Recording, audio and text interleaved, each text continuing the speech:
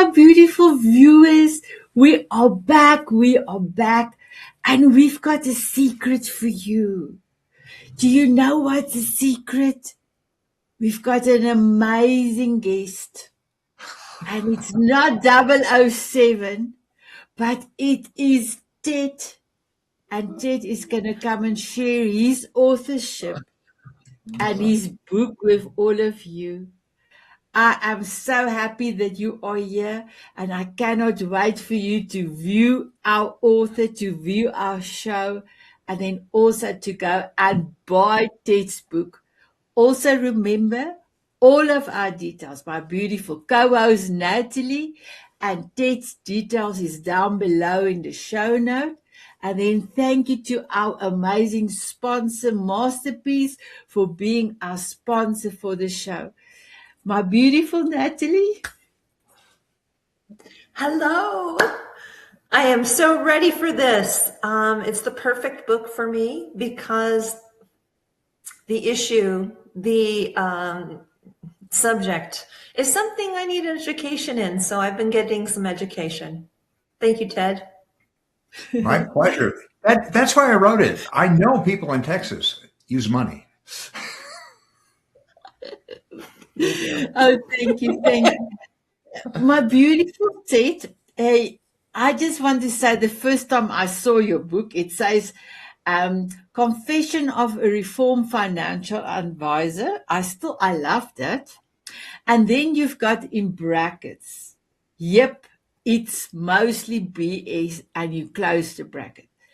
And if you can remember when I asked you the first time, why did you put that on?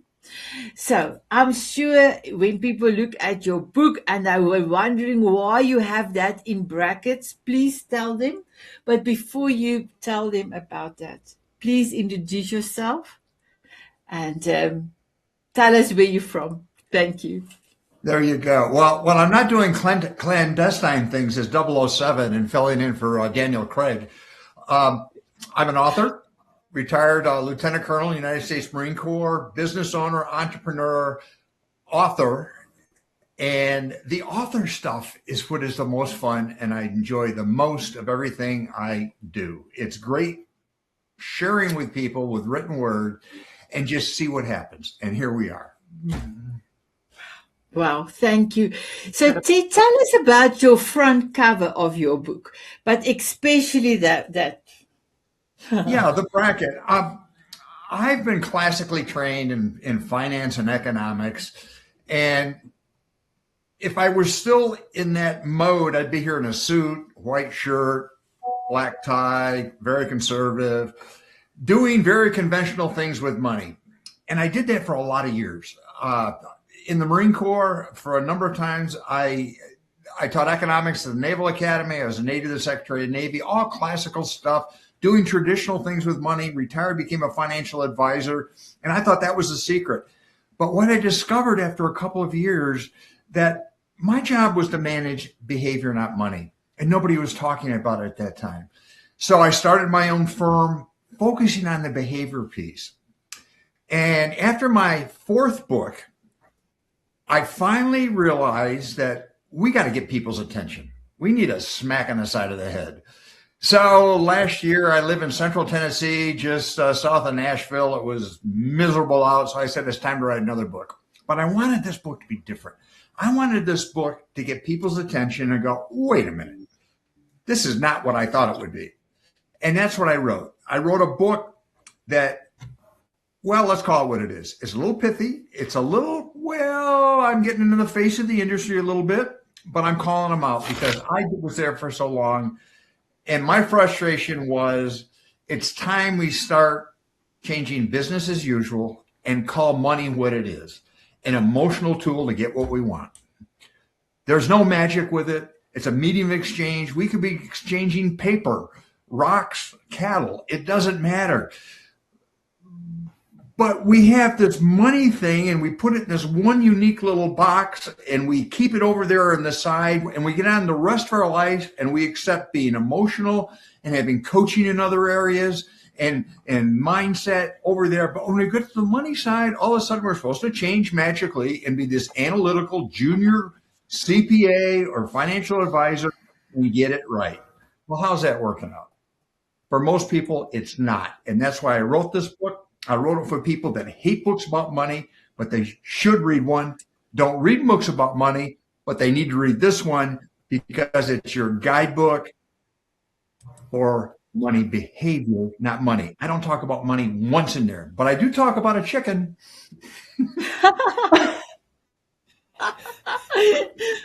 Oh, I love it. My beautiful Natalie. It's one of my favorite parts, actually. It's so cute. Well, should I introduce myself? Please. Please. Yes. Yes. I'm Natalie Chilton from Alberta, Canada, and I'm an author, and I'm a therapist, and I'm an advocate for vulnerable people. So I like to get hands-on in the trenches with people, and that's what I enjoy. Yeah. Thank you. So you are welcome to ask your first question, and then when it's passed back to me, I will introduce myself. Thank you. Well, I think I'm going to dive right into it. One of my favorite parts of your book, I'm going deep into the book. Okay. But this really struck me. So many people blame themselves for their lack of self-control, and the holes they get into, the ditches in their life, and that carries a lot of shame. It can. And I love how you say that money is emotional.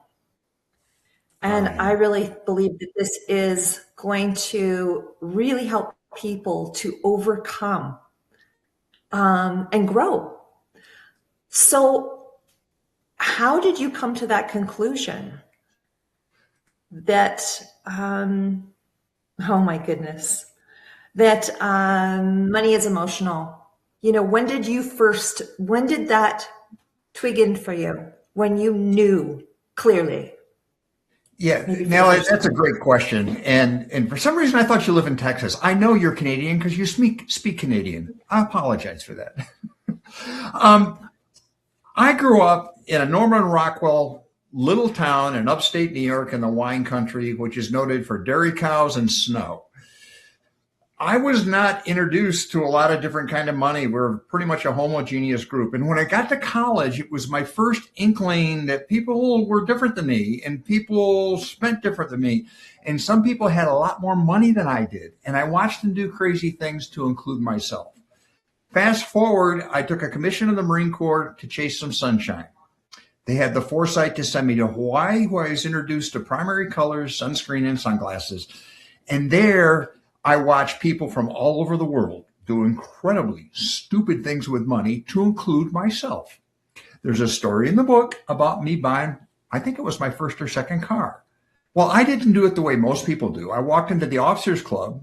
I didn't have a car. I needed a car. So I bought a car from the guy at the end of the bar. What's wrong with that? I mean, doesn't everybody buy a car that way? Well, I was newly married. I didn't tell my wife. She showed up in Hawaii a few months later, and I showed up in my brand new, not very nice car, and it lasted about 18 months. And that was the first time it was explained to me that I might have been a little bit overly emotional and a little ahead of my skis, if you would, in purchasing something. That's a personal story. But more importantly than that, through my entire career, I've worked with people and money everywhere. And generally, I observed behavior that was not aligned with what they were talking about, what they said they wanted to do. I also realized when I became a financial advisor very quickly that my job was to manage behavior and emotions, not money. Because think about it. If you're really good at this and you're analytical and you're not emotional, you don't need a financial advisor because you're going to figure it out. You just go read the book and follow the directions. Our research shows us that 95 to 99% of all spending decisions are automatic, non-conscious, and emotional. What this simply means is our ancient brain biology is really good at keeping us alive, passing on our genes, doing fun stuff, chasing opportunities, but not doing taxes, making change, or reading the small print on a contract. That's how I got into the emotional side. Great answer. Great answer. Yeah, it's pain that tends to make us get the lesson, right? Yep.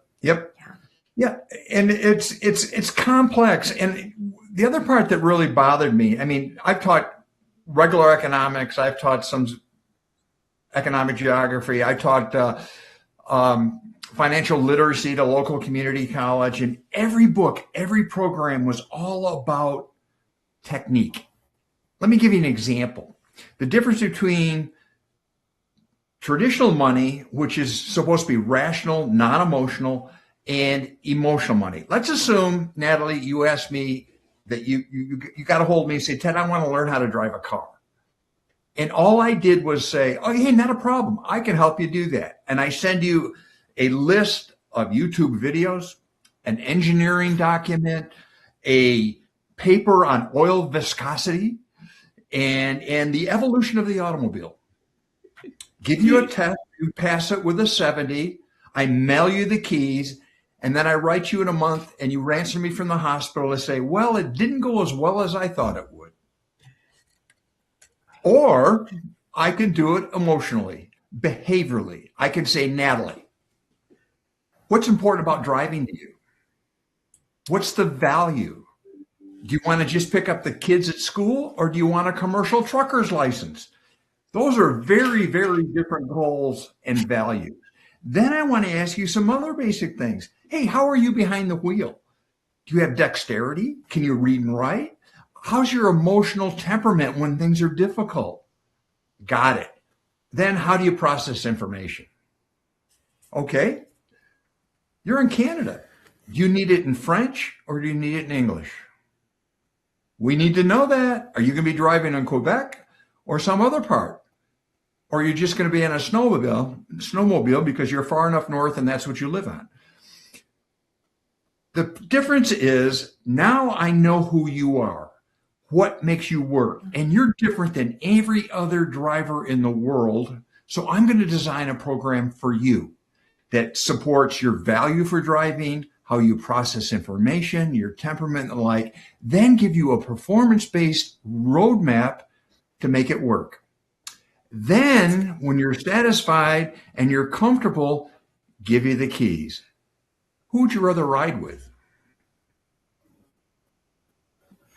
Money's the same thing. You. I teach people how to drive money. That's what I do. Well done. Thank you. My beautiful viewers, I am Sanette from Rodan. I'm from South Africa. And what an honor to be able to be a co-host on our author show and have Ted here.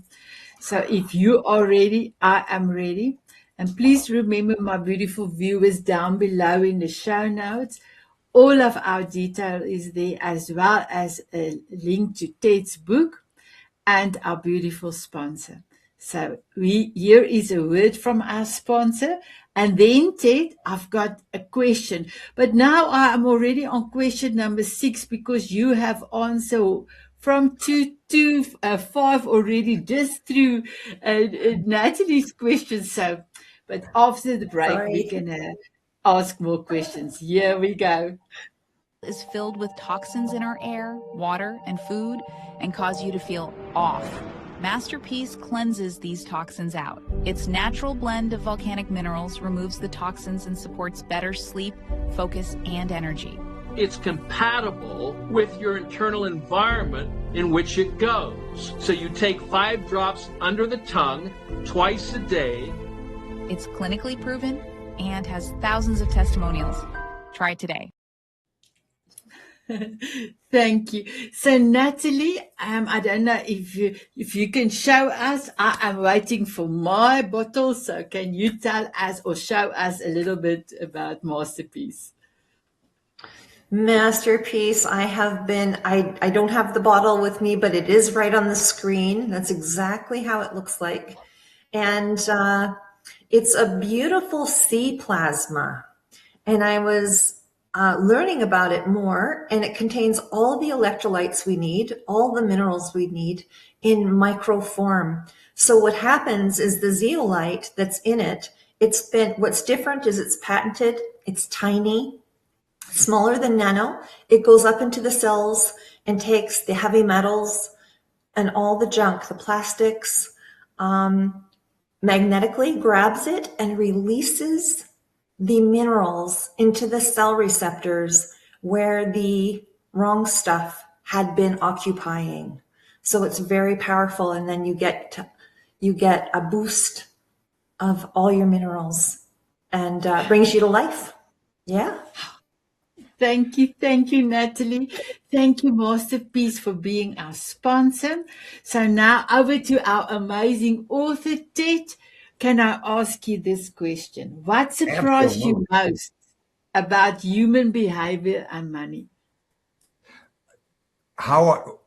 Say again? What surprised you most about human behavior and money? That nobody believes that behavior matters. I mean, my gosh, that was like, it hit me like a train. I started doing research on behavioral economics, neuroeconomics, and all this behavioral stuff back around 2006, 2007, when it was just kind of coming to the forefront. And even after all that time, behavioral discussion is still pretty much academic. And academics have a way of describing things that nobody but academics can understand it. That bothered me. I started to try and focus on this, and all I found was there was not much there. I also started watching other people that were gurus, talking heads, people that were experts. They never talked about behavior. What they were saying is, be just like me. I did this. If you do what I did, you can be just like me. But you can't, because you're not him or her. That drove me nuts. We had a lot of people come into the office when I was a financial advisor. They went to this seminar or that seminar, or bought this book, and this is what they said to do.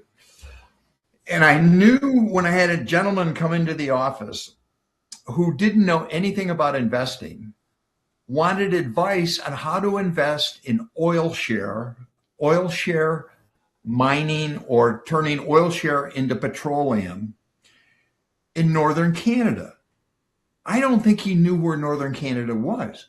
I know he didn't know what oil shale was, and I know he didn't know the process, but he was prepared to put a bunch of money into it because a golf buddy said it was a great idea. Unfortunately, I discovered that is the norm, not the exception. That when I was working in Washington, D.C., we could actually map the behavior of a stock or an investment from the morning when all the thousands of people are driving into Washington and the carpools are talking and one person's driving and everybody else is talking stuff. And often it turns to money and it becomes, hey, look at me. Look what I found. Why aren't you doing this? And we would see the behavior during the day and then going back home. How many millions of dollars are being invested because the guy in the back seat is reading a newspaper article and thinks you should own something? That's not bad enough, but then you go buy it. So I just began to understand that what we're doing traditionally with money, the conventional wisdom, might be factual, it might be technically correct, it might work on paper, it's great with computers and AI, but often, too often, it doesn't work with people because people are different and we do people things. Yes. That's the problem. Wow. So good. Thank you. So brilliant. Natalie?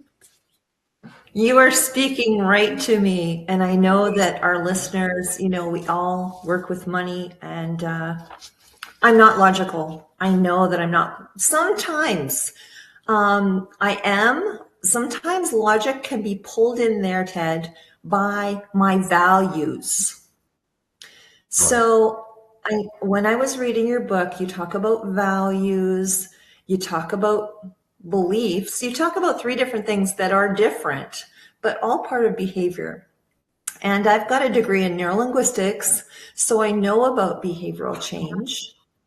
And I know about, the pyramid of the pyramid that influences people, their environment, who they hang around with, the peer pressure, like you were just talking about. Okay, the question is, what is your top tip about this? You say easy is our default in your book, and how do you help people make money management easier? What would be a top tip? Oh, wow. I'm going to give you a tip right now. I'm just going to give you you take a screenshot, look at my picture, put it on your phone. Every time you consequential to pull that her up, and you're going to remember this discussion that I'm going to take, and you're going to remember on your emotional side, way deep, that somebody somewhere said, wait a minute, stop and count to 10. Maybe this decision is emotional and irrational. That's the way to do it. Another way is, and this is what I get into, this is what the book is about. The book is a guidebook for people who are real people, real lives, doing real things, to manage and navigate the challenges of understanding and spending money on a daily basis. First thing I recommend you do is really sit down and answer this one question. What's important about money to you? Not goals. What is important? And at the end of the day, if you don't have this thing, is it going to cause anxiety? Is it going to cause you regret? Because we also know that money is very often the catalyst for a lot of emotional problems, behavioral problems, relationship problems, etc., etc. But we don't seem to talk about that much. We just say, hey, if you get a better budget, it'll be all right. No, what we have to talk about is your wiring. What is important about money to you? And here's a quick little drill. After the show, break out a bank statement and a calendar. And I want you to sort where you're spending your time and sort where you're spending your money. Then look at it. And I don't care where it is. We are not judging. You can be anything you want, but because you probably don't have infinite resources, you got to choose. The question I ask, is your behavior aligned what you said was important to you in life? And I found with the majority of my clients, their day-to-day behavior driven by culture, peer group, expectations, conventional wisdom, what everybody else is telling you is driving your spending, causing all kinds of deep emotional consequential issues, when if they would just back up and say, hey, wait a minute, this is important to me. I need to move in this direction, and I need guardrails to help me do it, because I'm human and I'm very susceptible to the influence of the masses, my friends, my peer group, culture, technology, and everything else. Right? Distraction. We might have this intention, so we got to keep that value that's most important around money, why we want it. Thank you so much for that. Do you know the app? It's called Every Dollar. There's a free app. It's called Every Dollar that you can log all your stuff in there. There are lots of apps, lots of books, lots of things. The challenge I have with a lot of apps is they're designed by people that design things that are analytical and binary by design. And they generally like doing the money thing to begin with. Let me give you an example. There's a $1 billion industry on money management and budgeting. It balances your checkbook. It does everything. But there's one human element that is a flaw. You have to be wired to be able to put the stuff in the app. You have to be wired to be able to maintain that thing. You have to be wired to actually open it up and read the reports. You have to be wired to go in and say, wow, this is important. This is a red flag. I need to take action. The problem I have, every one of these programs, apps, books, gurus is good if they're moral, legal, ethical, and headed in the right direction. That's not the question. The question is, does it fit you? Does it fit what I call your natural money temperament, your money fingerprint? It's how you naturally think, feel, and behave with money. And it's who you are.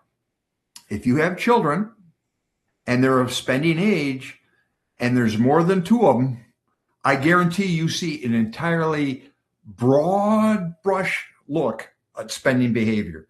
If you're in a relationship, pretty much, I bet you're not exactly on the same page emotionally and behaviorally in what's important about money. My problem is we should embrace this, not reject it. This is the underlying flaw in financial literacy and financial planning, that there is a set of behaviors that is the gold standard. And if you're not following this gold standard, you're the problem. No, you're not the problem. The process is the problem. And I'll go back to driving. There are a lot of ways to teach you how to drive, but it better be the one that works for you or you're going to kill yourself. We do the same thing with money, but we do it slowly. Thank you. Thank you, Ted. So I've got a question for you. You say our brains are wired for instant gratification. Yes. How are stores and social media and technology using that against us every day? Oh, that's a great question. When I was growing up, my domain was how far I could go on a bicycle in one afternoon. There were 3 radio TV stations, 1 or 2 AM radio stations. I had a handful of friends, and that was my world. Everything I did, everything I believed, everything I spent was based on that worldview. My granddaughter has a worldview that is international, instantaneous, driven by her peer group, her culture, her interests, and what people tell them. When we were growing up, it was much easier. There were not a lot of options. So there's a lot going on here. Unfortunately, the marketing industry has figured all this out. Neuromarketing, which is looking at brain behavior, natural behavior, human wiring to sell you stuff.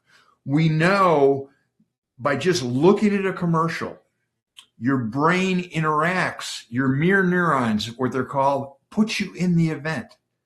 And it says, buy a car, buy a car, buy a car. Then you go to your computer and you bring that vehicle up and you can build it on the screen and you can re-erase it and do all kinds of things. You can have the exact vehicle you want. Then you're driving into town and you see the dealership and you go in and you touch it. This whole process is generating feelings and emotions in your body, and you're on drugs. The drug is called dopamine. Dopamine is a feel-good neurotransmitter that anticipates the achievement of a goal, which is great because it drives us forward. It keeps us alive as humans, but it drains our bank account. When you go into that dealership, you've already experienced in your mind your emotional centers owning that vehicle, driving that vehicle. You can smell the new car. You can see the lights. You get behind the wheel and it's tactile. That is an entire human interaction. Then you have to move, and this is all what I call feeling brain stuff. It's your primitive brain, and it's on overload, and it's going, I need it, I need it, I need it. And because you look at the car, you're a little hesitant. You get on your phone and you bring your posse together, your group, and you have this interaction. And this interaction says, do I buy the car? Do I buy the car? And everybody else says, sure, why not? And they rationalize it for you. That's called confirmation bias. So right now, you've already primed to buy the car.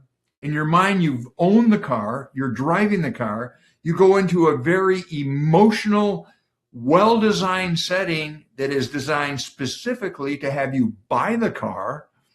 You go through all the steps, then you go to sign the contract, and what happens? That's a different environment. Now it's serious.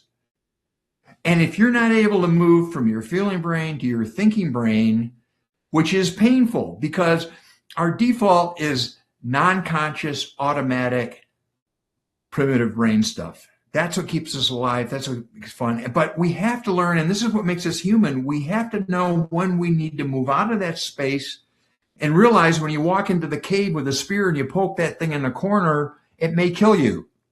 Now, that happened a few 100,000 years ago, but it's going to happen again in the dealership. Because you walk in, you go through the whole drill, a very nice person gives you a beverage, something to eat, it feels great, they walk you down the hall into this beautiful seating area, and the finance guy comes in, or gal, and you're going to go through the process. And you leave and you're excited, but then you go home and you go, my Lord, I just spent an extra $10,000 on a navigation system I don't want, don't need, and don't know how to use. But I love my car. Where do you think you bought that car? With your feeling brain or your thinking brain? Your thinking brain would have gone, I'm not sure I need a car. Hey, they have used cars. My car still only has 6,000 miles on it. I don't think I need a new one. Just because the Lexus guy says at Christmas they put a bow on the top of it, it doesn't mean you got to go buy one. Okay? Thank you. I'll keep that in mind. You totally took me on a journey there. I was like walking down the car place and the dealership, and yeah, it just brings me back to TV commercials. And actually in school, in neurolinguistic school, our teacher would have us do exercises to watch commercials and see how we're being manipulated. That was our homework, which was like awesome. If you apply it, in real life. But okay, back to you, Ted. So good. Okay. I got to the point in your book where I discovered that you received Book of the Year for a financial ebook, and which is called Money Makes Me Crazy, a prescription for money sanity. And I'm curious how they differ. Is there a lot of one in your present books, or is it completely different? It's not complete. It's more, the book I have now is an evolution. I've written 4. They're all on the same theme for different audiences. Money Makes Me Crazy was a book I wrote for my clients, to be very candid. It was during a time there was significant economic trauma going on. The bottom was falling out of the real estate market. Everybody was panicking. Everybody was doing really people things. It was really amazing that people were acting just the way they're supposed to. They got overextended on real estate. They watched a new show on HBO or something about fixer-uppers and turning over a home, and they go, my gosh, this guy just made $100,000 in a half hour. I can do that. Well, a lot of people couldn't. That products are being invented back then that were too complicated. So I sat down and I said, I've got to give a tool to my clients so they can survive this. And that's what that book was all about. And that's when I first started writing about the money behavior system, and I first put it on paper. And it was a good book. It did very, very well in that respect, but it's dated, to be very candid. It didn't reflect a lot of things that are happening now. And the current book builds on that theme and adds more to it, but it's more current, I think, for today. It's only 130 pages. I call it an airplane book. The other one was like 200, 300 pages. My gosh, I wouldn't read that now. So what I'm trying to do is I want to be the messenger. What I've been doing for the last 10 years is talk to anybody that would listen for more than a couple of seconds to say, listen to me. What you're learning might not work. That it's time we change some things, or at least examine what's going on. And what I discovered is that when things are good in the economy, everybody is brilliant. When things are bad in the economy, everybody's a victim. but nobody takes ownership for their own behavior. So we get this cycle. So when the market was up over the last few years, I wrote 3 other books. Everybody's brilliant. Look what I did. Look what I did. Look what I did. And then the market corrected again, which it always will, which is emotional when that happens. And they became emotional during the time. They sold at the wrong time, bought at the wrong time, and did it all wrong. I just realized that technology is probably the biggest game changer. We never used to have to worry about that. When I first started as a financial advisor, we literally had 2 to 3 weeks to react to something that was going on in the market, to move things around. Technology was not that advanced. It was not that sophisticated. There weren't that many products. There weren't many options. Think about it for a second. My grandfather, when he signed a financial document, he used carbon paper. Now, some of your listeners may not know what carbon paper is. It was the original duplicator, okay? My dad used 3-part pressure-sensitive paper. Okay, a little bit more efficient. I haven't carried real money in my pocket in years. I do everything digitally, everything. I can buy a car with my watch. What does that do? Well, our brains are not wired to do that. I can give you cash and put you through an MRI and watch the brain waves. And it's different when you have cash than it is with a credit card and digital. You do not process it the same way emotionally. It's easier to spend with pretend money than real money. And almost everything out there that is in a digital format is pretend. You know, there's a lot of options out there to buy things, and it bothers me that a lot of people own things. They don't have a clue why they own them, what they are, and how they work. Right. I shared a story in the book that I did a due diligence meeting with a very large financial firm a few years back. Due diligence is where they bring people like me in, and they talk to us, they bounce ideas off us, they introduce new products and ask our opinion. Well, we were all brought in, and we were all managers and owners of firms, and they wanted to get our opinion on a new product they'd invented. And the team came in, and it was 2 PhDs, one German, one French. One had an advanced degree in math or physics, and the other in statistics. And you know it's going to be a long afternoon, you know, when they say, I know you can't see these slides in the back, but we just copied them. They're all screenshots of spreadsheets we've been putting together. We're going to go through them, and there are only about 40 or 50 of them. You go, oh, my Lord. And they got into the slideshow after they were introduced, and about 5 slides in, and we didn't know what was going on, they started arguing in German. So we're looking at each other, and the briefing didn't stop until we'd stopped beating our heads against the table. I mean, this is ridiculous. This is a new product that's going to be rolled out to the general masses over the next 3 years that the people who were inventing it didn't understand it.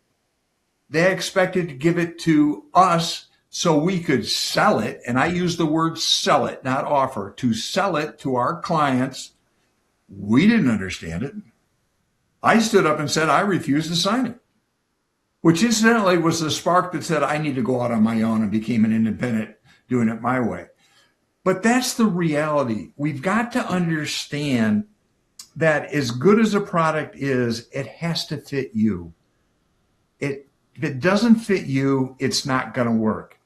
We've got to get off the judging wagon. I don't care if you're a spender by nature or a saver by nature. That is not the point. That's your wiring. It's like saying, so now I can't work with you because you're not 6'4". Sorry. That has no, what does that have to do? Okay.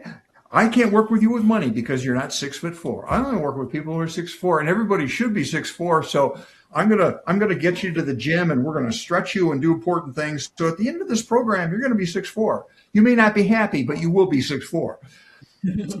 That's nuts. That is nuts. Yeah. If you are a spender, all that simply means is your natural wiring says you get emotional satisfaction of being with other people in a spending environment. You enjoy the dopamine rush. You enjoy going out and looking at things. That's entertainment. That can be a hobby. In excess, it can be dangerous. But it's probably more dangerous to say you're dysfunctional and we need to break you and fix that behavior. You have to do a budget.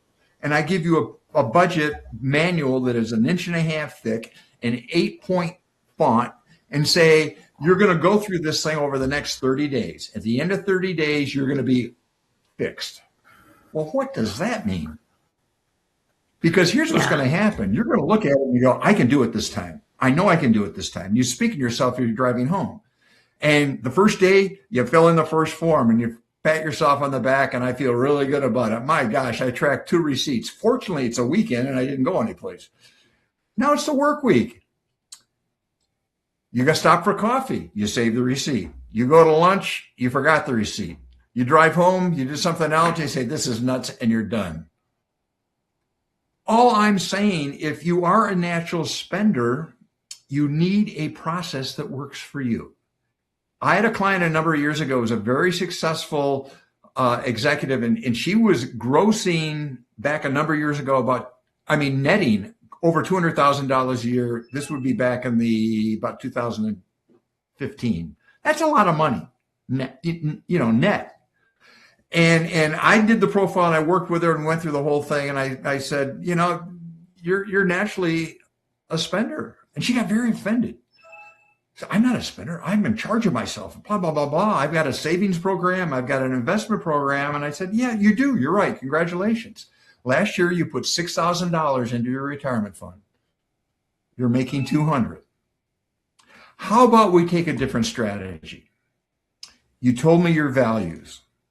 You want a comfortable retirement. You want to be able to relocate. You want to be able to take care of grandchildren and maybe put some money for their college education. And you said that's the most important thing in life to you. Is it? Yes. Okay. Let's sit down and design a program that's going to work for you around your natural behavior. You don't like taking notes. You don't like that detailed stuff. So here's what we're going to do.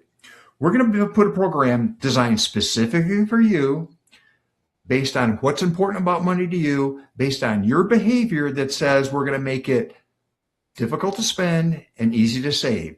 But we're going to do it and make it painless. We're going to put you on auto pay, which means all your important stuff is taken care of by the 5th day of the month.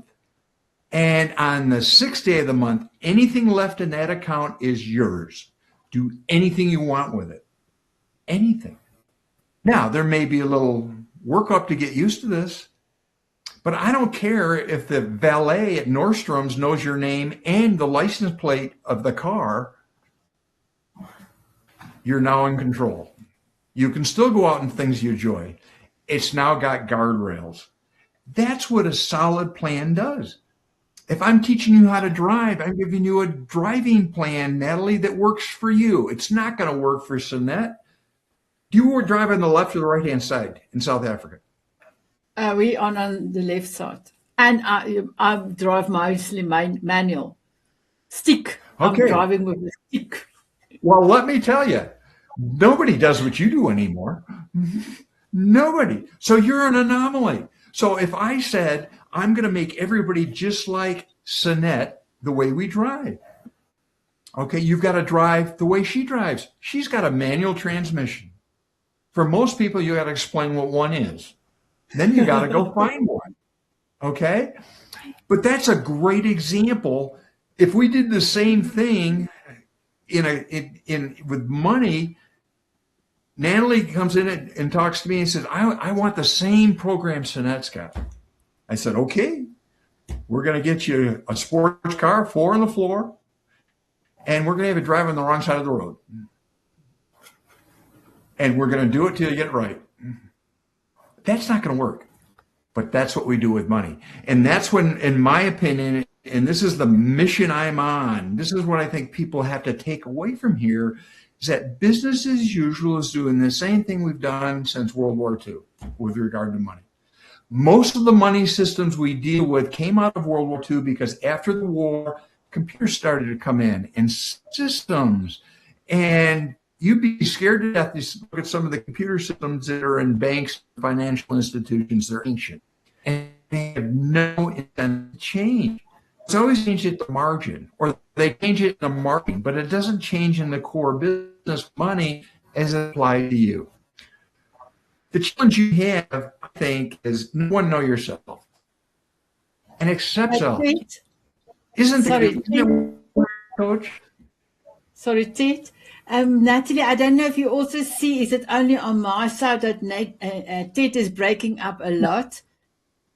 Yes. Yeah. Okay. I have it too. Ted, give me 1 second. I am going to play the video of our sponsor. I do see at my back studio, it says your internet is unstable. So we will check back after the commercial. Here we go. The world is filled with toxins in our air, water, and food and cause you to feel off. Masterpiece cleanses these toxins out. Its natural blend of volcanic minerals removes the toxins and supports better sleep, focus, and energy. It's compatible with your internal environment in which it goes. So you take 5 drops under the tongue twice a day. It's clinically proven and has thousands of testimonials. Try it today. Wow. Thank you. Thank you. I quickly going to read something here that I've written for Ted. So Ted, if you allow me, if you ever wonder why you keep repeating the same financial patterns, why saving feels hard, why emotions takes over spending, or why traditional financial advice never quite work the way that you want it to work. This book is truly amazing. It's an eye-opener. And for me, if you are aware of something, you can never go back. And in this beauty of this interview with Ted, he's not teaching us about spreadsheets. He's teaching us about human behavior that makes emotional and a massive cerebral idea for us to think about money a different way. My beautiful Ted, my last question.